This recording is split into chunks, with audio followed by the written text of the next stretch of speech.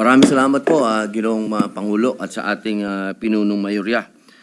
Ginoong Tagapangulo, mga kasamahan, nais ko lamang pong magpahayag ng saloobin hinggil po sa ilang mga pahayag sa pagdinig ng Blue Ribbon Committee kaninang umaga.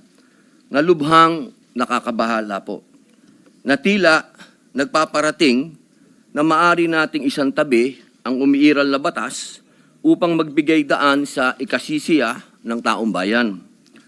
Bagamat lubos ko pong nauunawaan ang pangingibabaw ng kalooban ng taong bayan, meron po tayong mga demokratikong mekanismo upang isakatuparan ito. Isipin natin ang posibleng maging epekto nito sa ating mga komunidad, lalo na po sa mga lugar na matagal na pong pinagsisikapan itaguyod ang kapayapaan at kaayusan. Halimbawa na lang po sa Mindanao, patuloy po tayo na nagpapaalala sa ating mga kababayan doon na sumunod sa batas, na ang batas ay para sa lahat. Ang batas ay hindi hadlang sa kalayaan.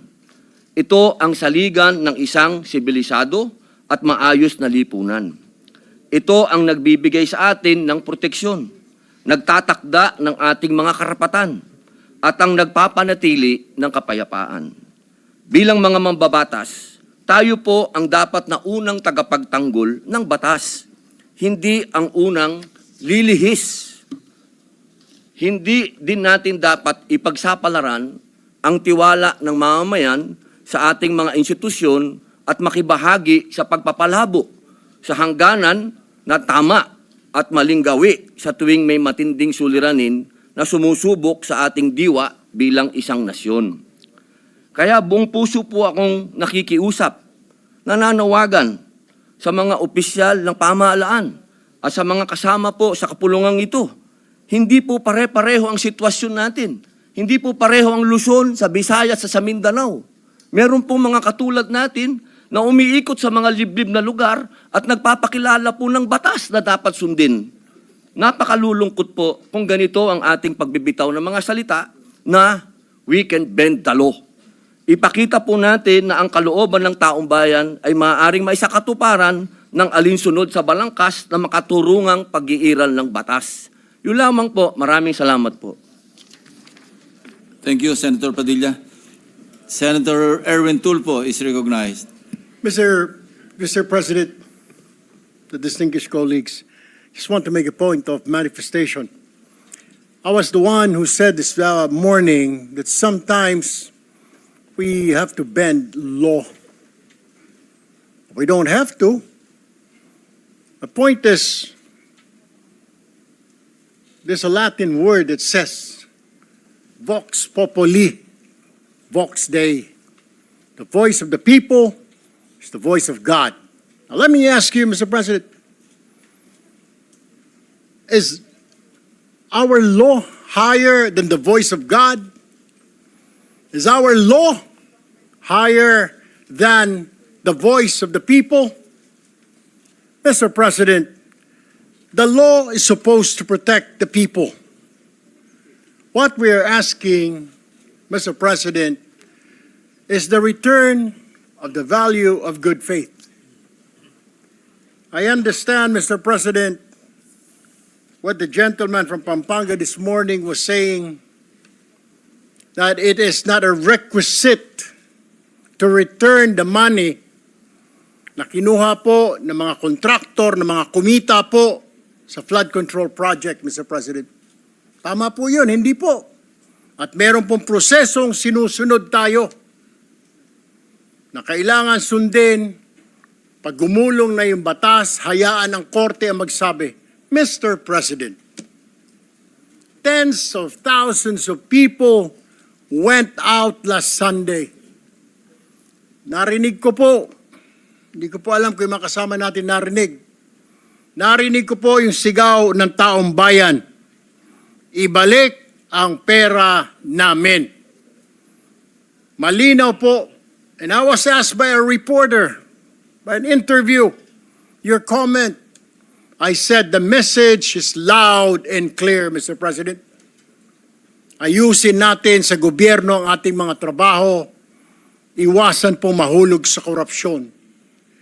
The people are demanding that these people, contractors, DPWH officials, including politicians who made wealth, kumita po sa flood control, na kung maaari isoli nila ang kanilang ninakaw sa bayan.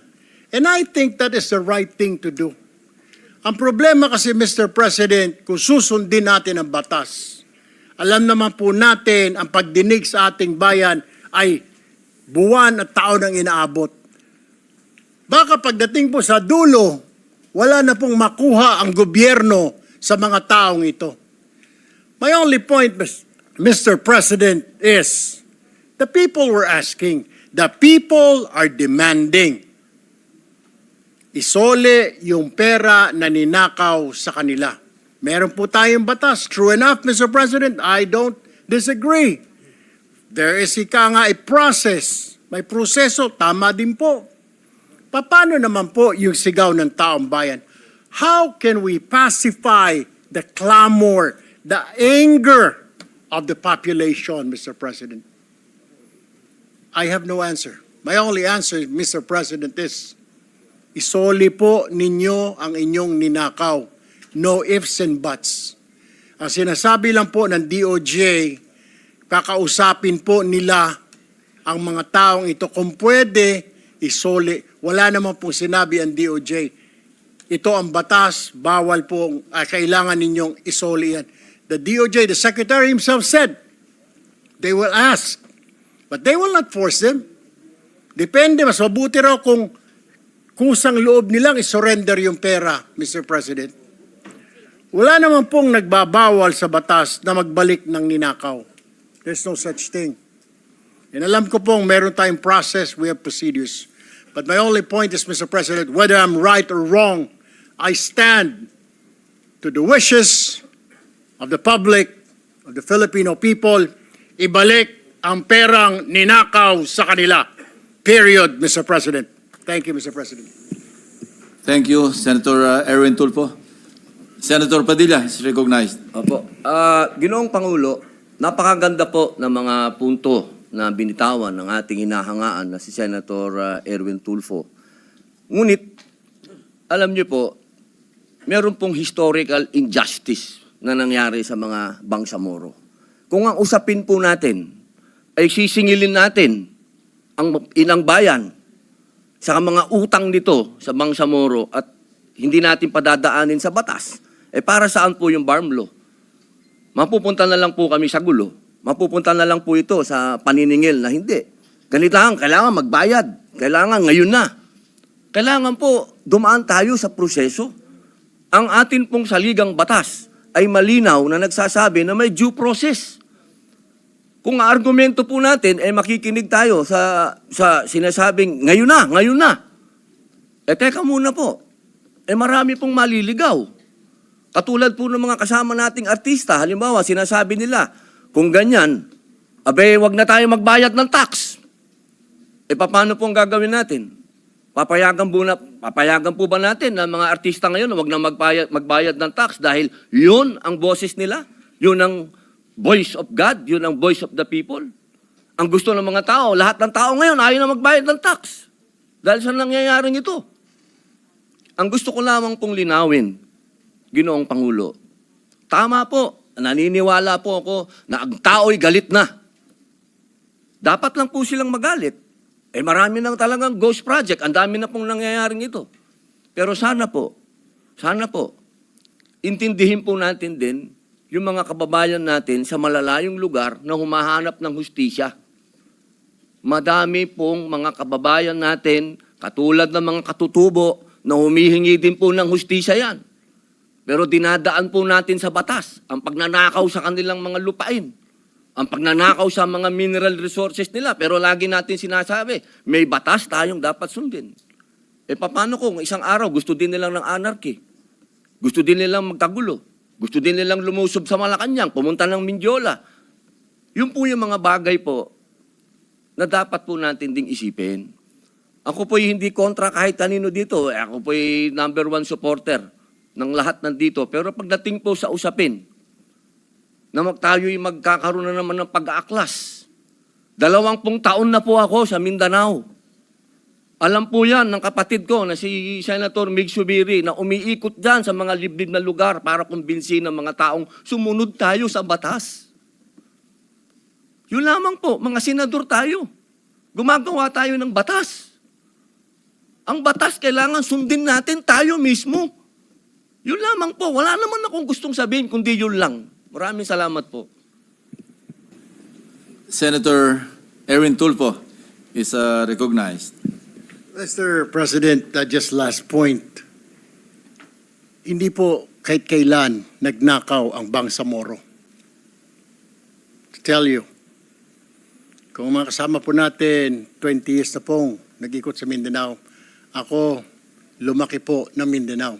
I've been to Hulo, I've been to Basilan, I've been to Tawi-Tawi, I've been to Marawi. Maro nga po ako magsalita ng Tausog eh. But anyway, ang sinasabi ko lamang po, wala pong ninakaw, kaya iba po yun eh. Parang you're comparing apples to oranges.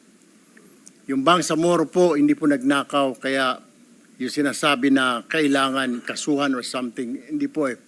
Ang sinasabi ko lang po, ito'y malinaw, na yung sinisigaw po ng mga kababayan natin ni Sole. And that's my own opinion, Mr. President. We have to return it.